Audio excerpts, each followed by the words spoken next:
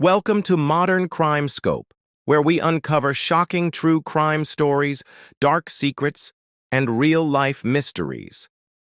Dive deep with us into cases that reveal the hidden truths behind the headlines. Edward Warren looked like a man who had it all: wealth, power, and a picture-perfect family.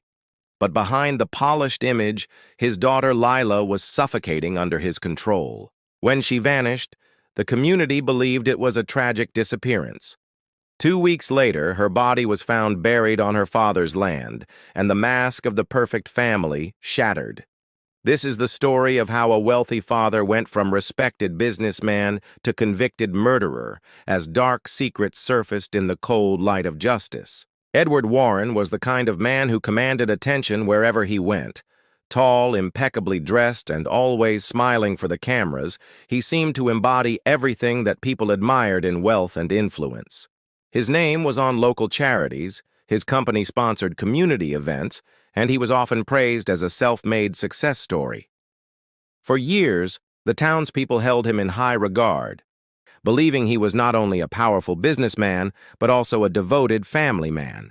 At his side stood his wife, elegant and graceful, and his teenage daughter, Lila, who was the center of admiration at school for her intelligence and charm.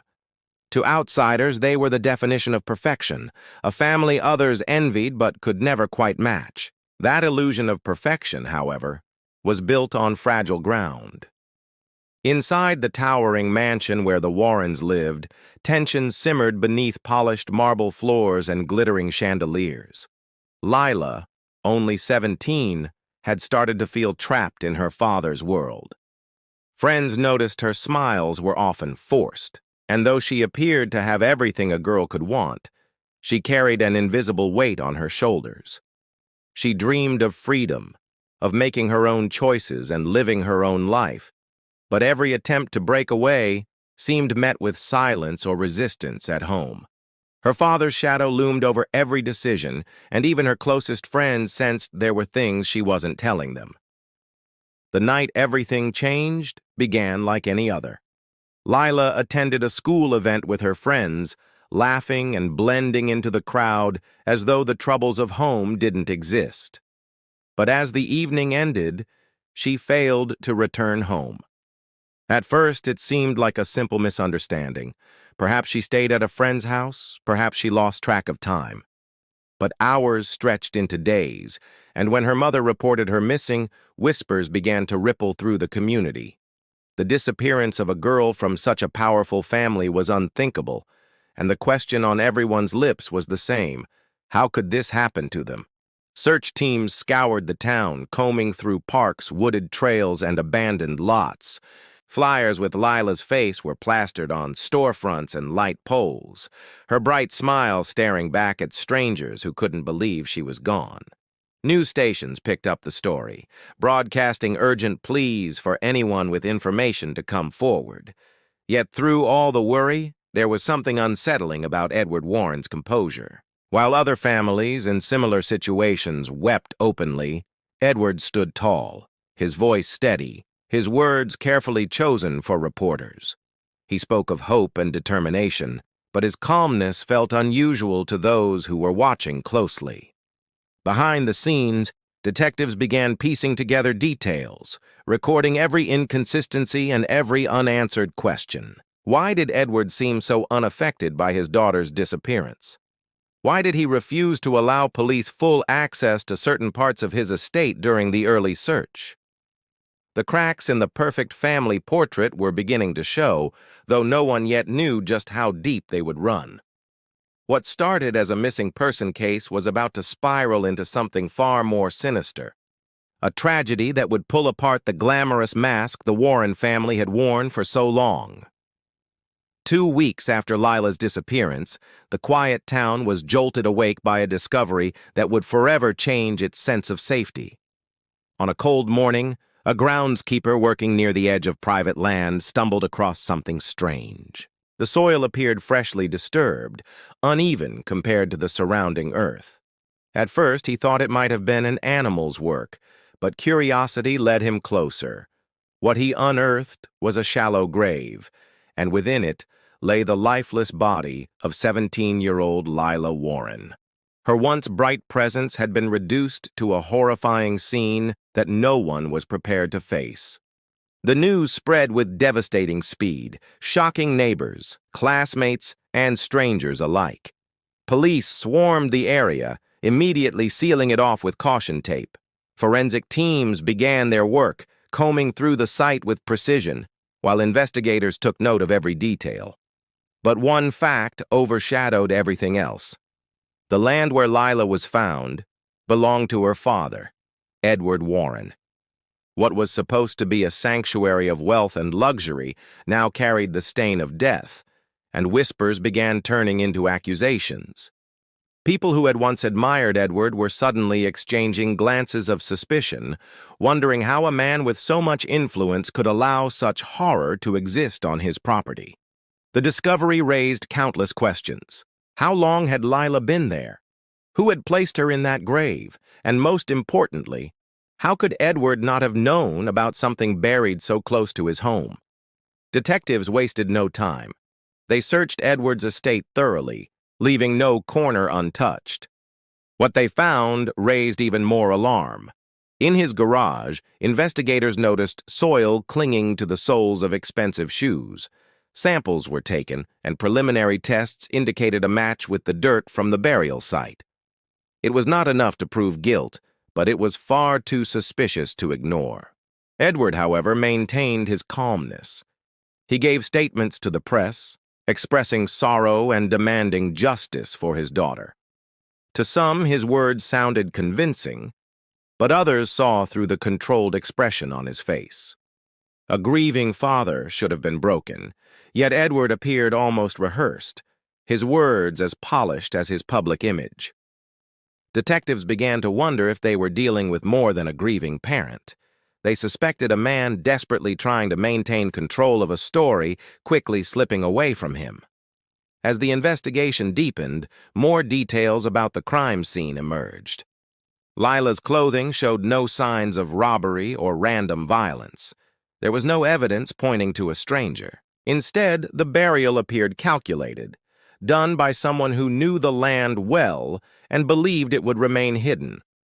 Friends and classmates of Lila were interviewed again, and a clearer picture started to form.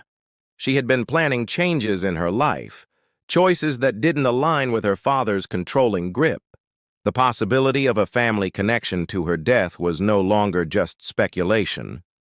It was becoming the leading theory.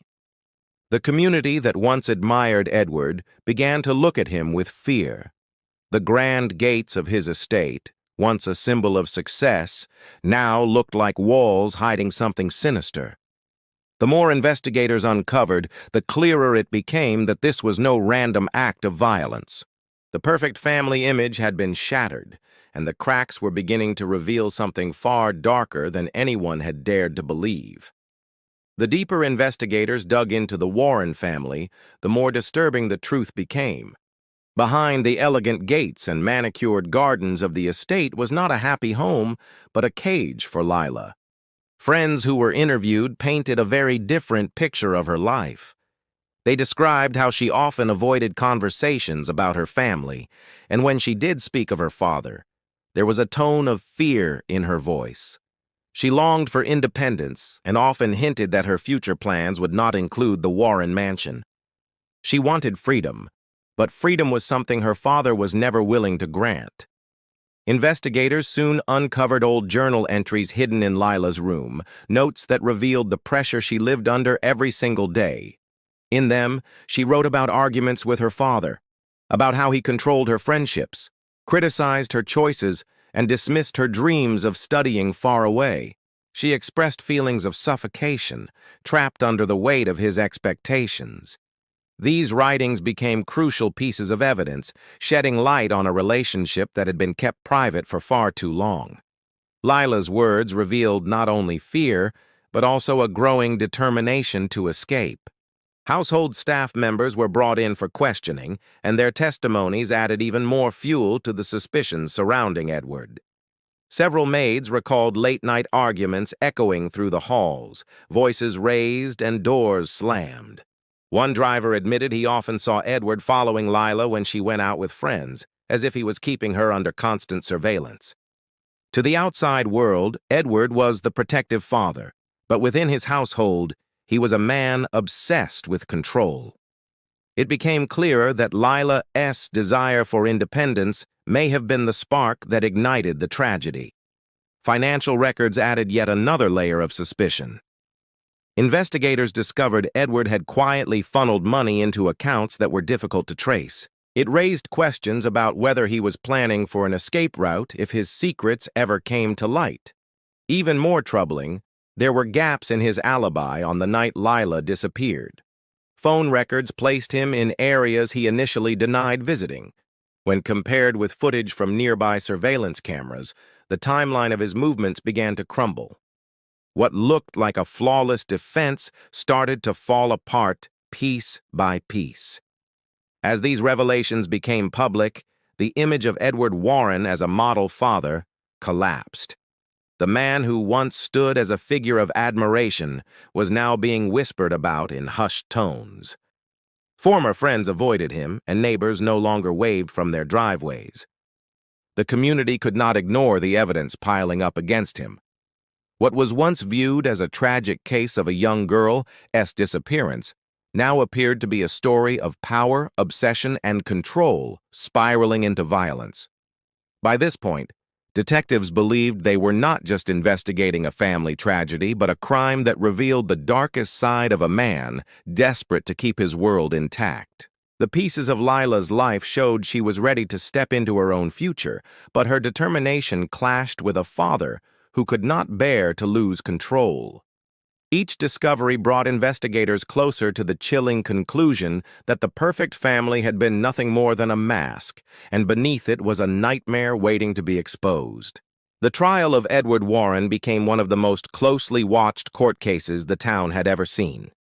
Reporters filled every seat, cameras lined the courthouse steps, and people who had once admired Edward now gathered outside with signs demanding justice for Lila. Inside the courtroom, the atmosphere was tense. The once untouchable businessman now sat at the defendant's table, his expensive suits replaced with plain attire, his confident smile gone. For the first time, the mask of control that he had worn so carefully appeared to be slipping. The prosecution presented its case with brutal precision. They began with forensic evidence, laying out how the soil found on Edward's designer shoes matched the burial site exactly. They displayed photos of the shallow grave, explaining how the location was chosen by someone who knew the property well. Forensic experts testified that the body had been placed with deliberate care, not hastily discarded as in a random crime. Every detail pointed toward someone intimately familiar with the land. Next came the testimony of the household staff. One by one, employees described the tension inside the Warren mansion. The court listened as the driver spoke of following Lila at Edward's orders, ensuring she never strayed too far. A housekeeper recalled nights filled with shouting, Edward's booming voice echoing through the hallways. The most chilling testimony came from a maid who admitted she once overheard Edward warning Lila that she would never leave him, no matter what she planned. Each statement chipped away at the defense, replacing the image of a grieving father with that of a controlling man willing to go to extremes. The defense fought back, attempting to portray Edward as a victim of circumstance. They argued that the soil on his shoes could be explained by his frequent walks around the property. They insisted that staff members were exaggerating stories to avoid their own scrutiny. Edward's lawyers painted him as a man destroyed by grief, unfairly targeted because of his wealth and influence. They reminded the jury that no eyewitness had ever placed Edward at the grave site. For a brief moment, doubt lingered in the air, and some wondered whether the prosecution's case was built more on assumptions than undeniable proof. But then came the turning point. Investigators presented surveillance footage taken from a security camera at the edge of the Warren estate. The grainy images showed Edward's car leaving the property late on the night of Lila's disappearance and returning hours later. His timeline, so carefully crafted, was shattered in an instant. Coupled with phone records placing him near the burial site, the evidence became nearly impossible to explain away. The defense faltered, scrambling to regain control, but the damage was done. As the days passed, the trial turned into a public spectacle. Crowds gathered outside the courthouse, chanting Lila's name, demanding justice. Inside, Edward grew increasingly withdrawn, his composure slipping with each revelation. The man who once ruled over his family and his business empire with an iron hand now sat powerless, watching his empire of lies crumble. The prosecution's narrative was clear. Edward Warren had not only taken his daughter's life, but had tried to bury the truth alongside her. What had begun as suspicion was now cemented as a chilling reality, and the jury was left to decide whether a man who once seemed untouchable would finally face the consequences of his darkest secret. When the final day of the trial arrived, the courtroom was silent with anticipation. Months of investigation, weeks of testimony, and countless hours of evidence had all led to this moment. Edward Warren sat rigid in his chair, his expression unreadable as the jury filed back into the room. The air was heavy, every eye fixed on the foreman, who would speak the words that could either condemn or free the man who once towered above them all. When the verdict was read aloud, guilty on all counts, the silence broke into gasps and whispers. For the first time since his arrest, Edward's mask of control slipped entirely. His shoulders sagged, and the proud businessman who had once stood untouchable was reduced to nothing more than a convicted murderer. The judge's words carried weight like a hammer striking stone. Edward was sentenced to life in prison without the possibility of parole. It was a punishment meant not only for the crime itself, but for the betrayal of trust, for the destruction of the very family he claimed to protect. The courtroom was filled with mixed emotions. Some wept for Lila, whose life had been stolen before it had truly begun. Others looked on in quiet satisfaction, knowing that justice had finally been served. The trial that had once seemed impossible to imagine had ended with the fall of one of the community's most powerful men. In the days that followed, the news spread far beyond the small town. National headlines captured the story of the wealthy father who murdered his own daughter, fascinated by the shocking blend of privilege and darkness. Edward's name, once associated with wealth and generosity, was now forever tied to betrayal and violence. His mansion stood silent, its grand gates locked, its windows dark. What had once symbolized success now looked like a monument to corruption, a reminder of the secrets that festered behind closed doors. For those who knew Lila, the verdict brought both closure and sorrow. Her friends spoke of her laughter, her intelligence, and the dreams she never had the chance to fulfill. Teachers recalled her determination, her potential to achieve great things beyond the confines of her father's control. The community mourned her loss deeply, but her story became a symbol. It highlighted the hidden struggles of those who appeared to live perfect lives, showing that money and influence could not shield anyone from the truth. Inside his prison cell, Edward faced a very different reality from the one he had built for himself. Gone were the tailored suits, the lavish dinners, and the respect of his peers. He was now just another inmate, stripped of power and forced to confront the darkness he had tried to bury. Reports suggested he rarely spoke, spending most days in silence, consumed by the collapse of everything he once controlled. His downfall became a cautionary tale, not just of murder, but of obsession, pride, and the illusion of perfection. The town eventually moved forward, but the memory of the case never fully faded. People still whispered when passing the abandoned Warren estate, still paused when recalling the face of the girl who should have had a future. The verdict had brought justice, but no sentence could erase the pain of a daughter lost to her father's cruelty. Lila's story lived on as both a tragedy and a warning. that even in the wealthiest homes, the darkest secrets can hide, and sometimes they can destroy everything in their path.